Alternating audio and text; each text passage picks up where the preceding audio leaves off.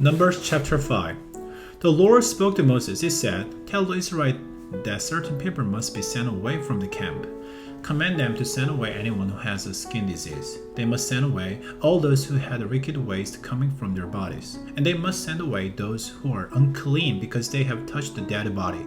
That applies to man and woman alike. Send them out of the camp. They must not make their camp unclean.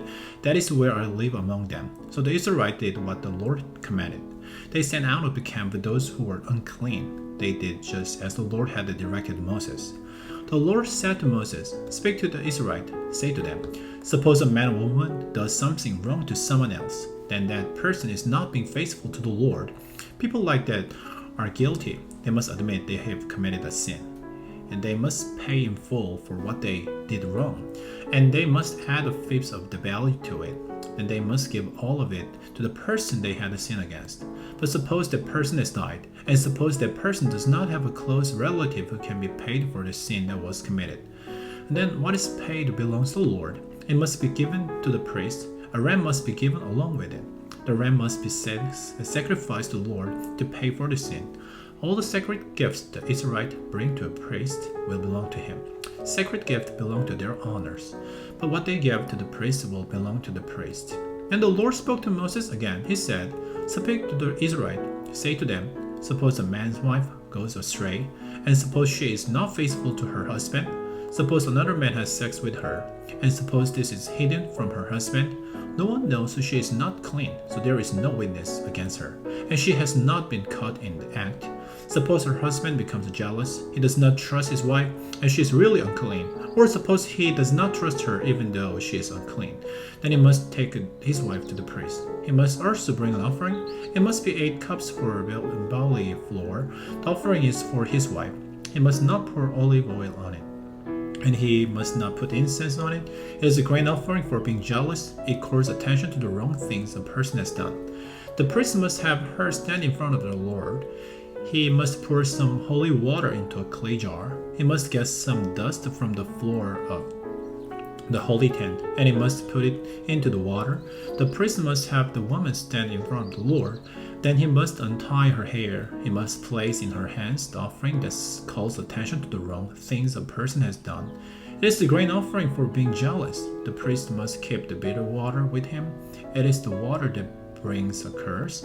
Then the priest must have the woman give her a word. He must say to her, "Suppose no other man has had sex with you, and suppose you haven't gone astray. You have kept yourself pure while you are married to your husband.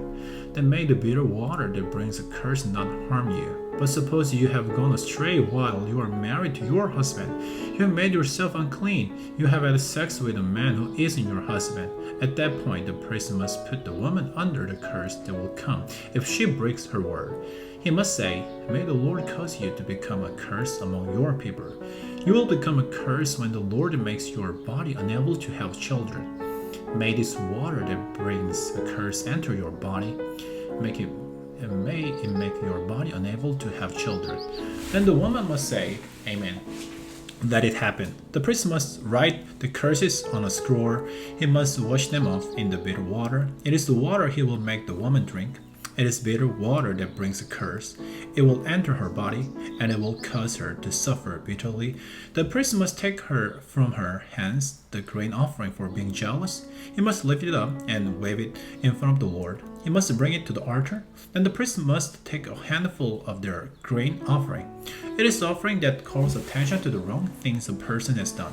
The priest must burn it on the altar. After that, he must have the woman drink the water. Suppose she has made herself unclean, she has not been faithful to her husband, and she has drunk the water that brings a curse. Then it will go into her body. It will cause her to suffer bitterly. It will make her body unable to have children. She will become a curse. Suppose the woman has not made herself unclean, but suppose she is clean, then she will be free of guilt, and she will be able to have children. This is the law about being jealous. It applies to a woman who has gone astray. She has made herself unclean while she is married to her husband. And it applies to a man who becomes jealous. He has doubts about his wife. The priest must have her stand in front of the Lord. He must apply the entire law to her. The husband will not be guilty of doing anything wrong, but the woman will be punished for her sin. Numbers chapter 6. The Lord said to Moses, said to the Israelites, suppose a man or woman wants to make a special promise. They want to set themselves apart to the Lord for a certain period of time. They want to be Nazarite. Then they must not drink any kind of wine. They must not drink vinegar made out of wine of any kind. They must not drink grape juice. They must not eat grapes or raisins. As long as they are Nazarite, they must not eat anything grapevine's produce. They must not even eat the seeds or skins of grapes. They must not use razor on their hands. They must not cut their heads during the whole time they have set themselves apart to the Lord.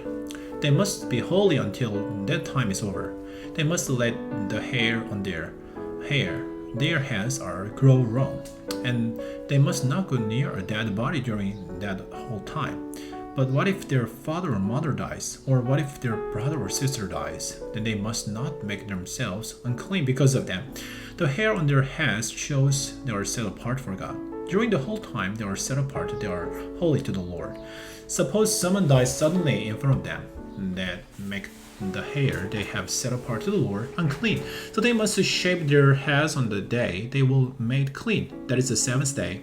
Then on the eighth day they must bring 2 doves, or they can bring 2 young pigeons. They must bring them to the priest. It will be at the entrance to the tent of meeting.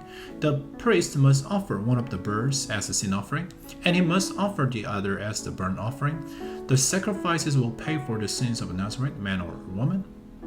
They sin by being near a dead body.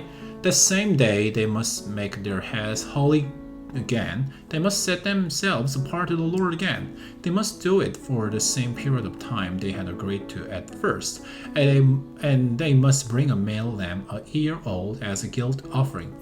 The days before that do not count. That is because they become unclean during the time they were set apart.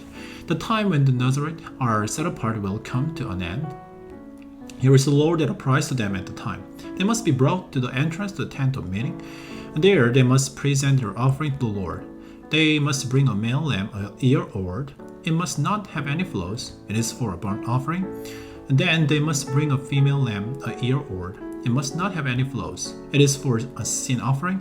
And they must bring a ram that does not have any flaws. It is for a friendship offering. They must sacrifice the offering together with their grain offerings and drink offerings. And they must also bring a basket of bread made with the finest flour. The bread must be made without yeast. The offering must include thick robes with olive oil mixed in. And it must also include thin robes brushed with olive oil. The priest must bring all these things to the Lord. He must sacrifice the sin offering and burnt offering. He must bring the basket of bread made without yeast, and he must sacrifice the ram. It will be a friendship offering to the Lord. The priest must bring it together with each grain offering and drink offering. Then the Nazarite must shave off the hair that shows they have set themselves apart to the Lord.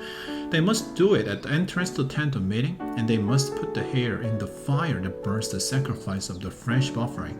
After Nazarite had shaved off their hair, the priest must take a boiled shoulder of the ram. He must remove 1 thick loaf and 1 thin loaf from the basket. They must be made without yeast, and he must place the shoulder and the bread in the hands of the Nazarite. Then he must lift up the shoulder and bread and wave them in front of the Lord. They are wave offering. They are holy and belong to the priest. Other parts of the ram belong to the priest as well. There are the breast that was waved and the thigh that was offered. After the offering is waved, the Nazarite may drink wine. This is the law of Nazareth. They promise to sacrifice offering to the Lord. They do it when they set themselves apart, and they should bring anything else they can afford. They must fulfill the promises they had made. They must do so according to the laws of Nazareth. The Lord spoke to Moses. He said, "Tell Aaron and his sons, here is how I wanted you to bless the Israelites. Say to them, may the Lord bless you and take good care of you.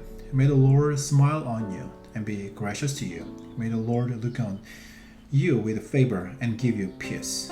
In that way, they will put the blessing of my name on the Israelite, and I will bless them."